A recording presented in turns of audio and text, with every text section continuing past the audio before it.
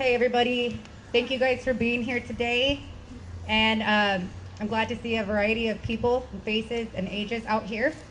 How many of you guys heard about, seen pictures, video about George Floyd's killing? Everybody, right? How did that make you guys feel? Are you guys angry?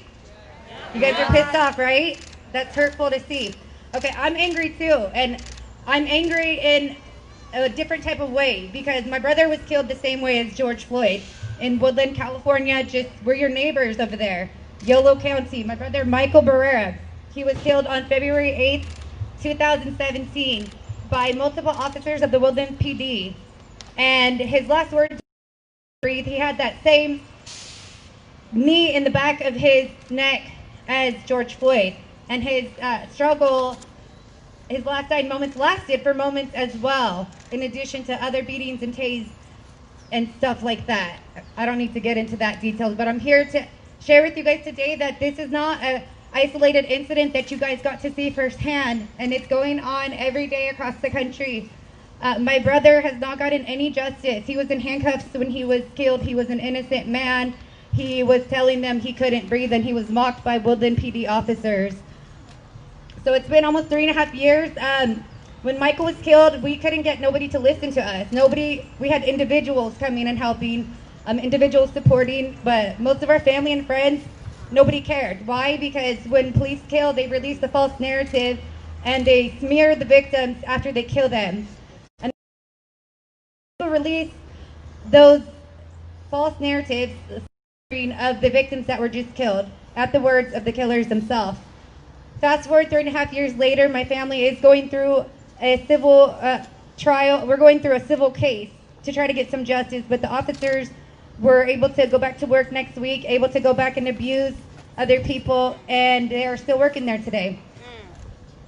3.5 years. So over these last 3.5 years, I have met with and personally know hundreds and hundreds and hundreds of other families across the state that have been affected by police violence. So I want to share with you guys, Black Lives Matter, okay?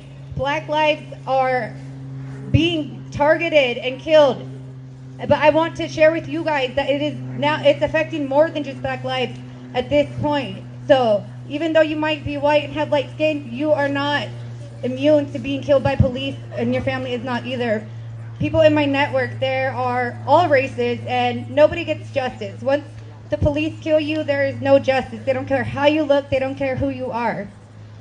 Just this weekend, this past weekend, I came back from Vegas, and we went down there to support local families that have lost their loved ones.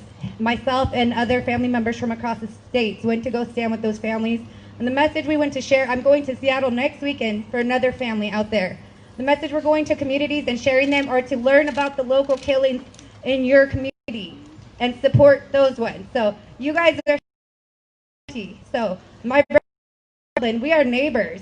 So if you guys are angry about these, we need to be angry about all these, and it is time for everybody to stay on this and not stop talking about it.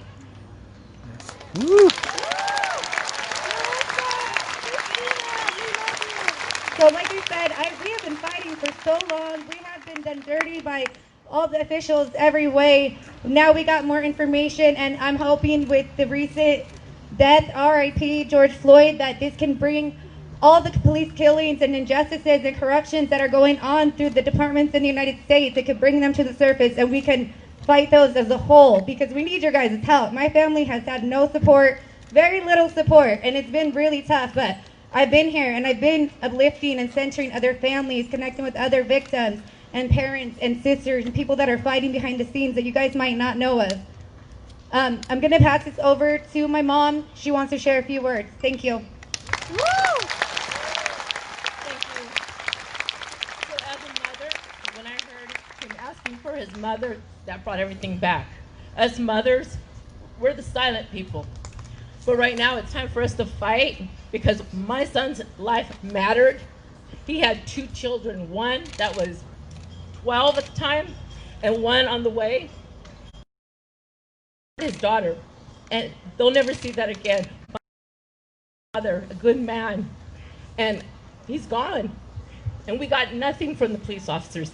They didn't even talk to us. They said nothing.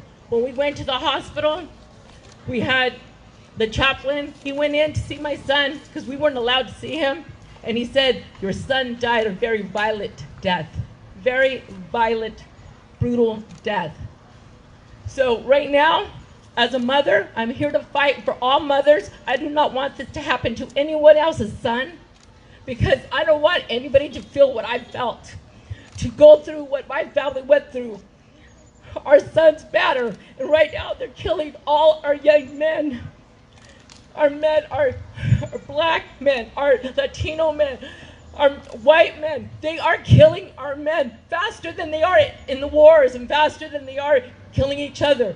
The police are doing this to our family and we get no justice. So we need everyone's support because the next one could be your son, your brother, your father. We don't want that to happen to anybody else. So when it's time to vote and when there's something that we can do to help, I need everybody out there because you don't want to lose someone the way I lost my son. And no, there is no justice right now. Thank you.